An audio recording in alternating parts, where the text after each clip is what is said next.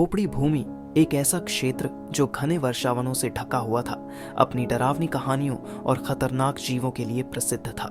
यह क्षेत्र धरती के नक्शे पर कहीं दर्ज नहीं था। यहाँ विशाल डायनासोर, अद्भुत प्रजातियों के जीव जंतु और एक प्राचीन जनजाति निवास करती थी, जिसे खोपड़ी जनजाति कहा जाता था। यह जनजाति अपनी रहस्यमयी परंपराओं और खतरनाक वातावरण के बावजूद जीवित थी। उनकी जीवन शैली प्रकृति से गहराई से जुड़ी हुई थी, लेकिन बाहरी दुनिया के लिए यह भूमि और यहाँ के निवासी मात्र कहानियों का हिस्सा थे। एक दिन बाहर की दुनिया से एक बड़ा निवेशक दल इस भूमि के करीब पहुंचा। वे यहाँ के प्राकृतिक संसाधनों का दोहन करना चाहते थे। निवेशकों की योजना थी कि इस वर्षावन को काटकर यहाँ खनिज और लकड़ी का व्यापार किया जाए। निवेशकों का दल अपने साथ अत्याधुनिक मशीनें और उपकरण लेकर आया था। उन्हें इस बात का बिल्कुल भी अंदाजा नहीं था कि वह किससे टकराने वाले हैं। दल का नेता डेविड मॉरिस एक महत्वाकांक्षी और लालची व्यक्ति था। उसने गांव वालों को चेतावनी दी, हम यहाँ विकास और पैसा लाने आए हैं। तुम लोग हमारी मदद करो, वरना यह जंगल तुम्हारे लिए कब्रगाह बन जाएगा। खोपड़ी जनजाति के मुखिया कांजा ने निवेशकों को रोकने की कोशिश की। उन्होंने कहा, यह भूमि केवल हमारी नहीं है, यह हमारे पूर्वजों और यहाँ के राक्षसी जीवों की भूमि है। जो भी इसे नुकसान पहुंचाने की कोशिश करेगा, उसे मौत का सामना करना पड़ेगा। डेविड ने उनकी बात को मजाक समझकर अनसुना कर दिया। उन्होंने मशीनों से जंगल के पेड़ों को काटना शुरू कर दिया, लेकिन यह केवल पेड़ों को काटना नहीं था, यह प्रकृति के संतुलन को तोड़ने जैसा था। पहली रात को ही अजीब घटनाएं शुरू हो गईं। दल के कुछ सदस्यों ने घने जंगल में गूंजती भयावह चीखें सुनी। अंधेरे में अचानक एक विशाल रैप्टर जैसा डायनासोर उनकी ओर झपटा।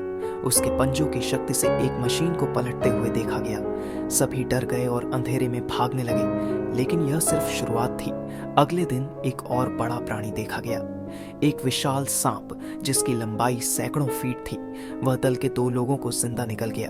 खोपड़ी जनजाति के अनुसार जंगल में मौजूद खोपड़ियां एक प्राचीन श्राप का प्रतीक थी। यह श्राप तब सक्रिय हो जाता था जब कोई बाहरी व्यक्ति इस भूमि को नुकसान पहुंचाने की कोशिश करता था। इस जंगल के जीव जंतु हमारे संरक्षक हैं, कांचा ने कहा। जो भी इनके साथ छेड़छाड़ करेगा, उसे न केवल इन जीवों से बल्कि इस भूमि की आत्मा से भी लड़ना पड़ेगा। डेविड ने इसे अंधविश्वास मानते हुए अनदेखा कर दिया, लेकिन उसके कुछ साथी डर के कारण भागने की तैयारी करने लगे। अगली रात बारिश शुरू हुई। बिजली की चमक में दल को एक विशालकाय टायरानोसोरस दिखाई दिया। वह 50 फीट लंबा था और उसकी दहाड़ ने पूरे जंगल को हिला दिया। दल के हथियार और मशीनें इस राक्षस के सामने बेकार साबित हुईं। टायरानोसोरस ने दल के 4 सदस्यों को अपनी मांसभक्षी प्रवृत्ति का शिकार बनाया। जो बचे थे उन्होंने भागने की कोशिश की, लेकिन जंगल के अन्य प्राणियों ने उन्हें घेर लिया। डेविड अब तक समझ चुका था कि खोपड़ी भूमि एक साधारण जंगल नहीं थी।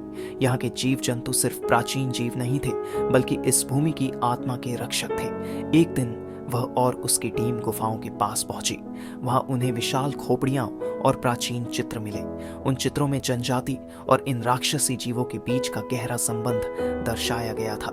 डेविड ने सोचा कि अगर वह खोपड़ी जनजाति के मुखिया कांचा को मार देगा तो यह जंगल उसका हो जाएगा। उसने मुखिया को पकड़ने की योजना बनाई, लेकिन जैसे ही वह अपने हथियार लेकर जनजाति के गांव पहुंचा, जंगल ने अपने रक्षक जीवों को बुला लिया।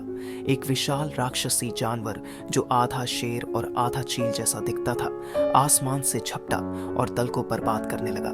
जनजाति के सदस्य अपनी परंपरागत शस्त्रों से जीवों के साथ मिलकर लड़ाई लड़ने लगे। डेविड ने अपनी बंदूक से कांजा पर गोली चलाई, लेकिन गोली एक विशालकाय पेड़ से टकराकर लौट आई। ये जंगल किसी को नुकसान पहुंचाने नहीं देता था। डेविड का लालच ही उसकी मौत का कारण बना। वह भागने की कोशिश कर रहा था, तभी एक विशाल मगरमच्छ ने उसे जिंदा निगल लिया। उसकी चीखें जंगल में गूंजती रहीं। बचे हुए निवेशक जंगल छोड़कर भाग गए और इस भूमि को हमेशा के लिए भूल गए। जनजाति ने जंगल की आत्मा का धन्यवाद किया। खोपड़ी भूमि फिर से शांत हो गई। वह रहस्य और डरावनी कहानियां एक बार फिर अंधेरे में छिप गईं। लेकिन यह कहानी इस बात की याद दिलाती है कि प्रकृति के साथ छेड़छाड़ का अंत हमेशा विनाशकारी होता है। खोपड़ी भूमि अपने जीव जंतु और जनजाति के साथ आज भी अपने रहस्यों में छिपी हुई है। अगर आपको ये वीडियो पसंद आया हो तो कृपया लाइक करें, अपने दोस्तों के साथ शेयर करें और हमारे चैनल को सब्सक्राइब करना न भूलें। आपके समर्थन से हमें और भी बेहतर कंटेंट बनाने की प्रेरणा मिलती है। धन्यवाद।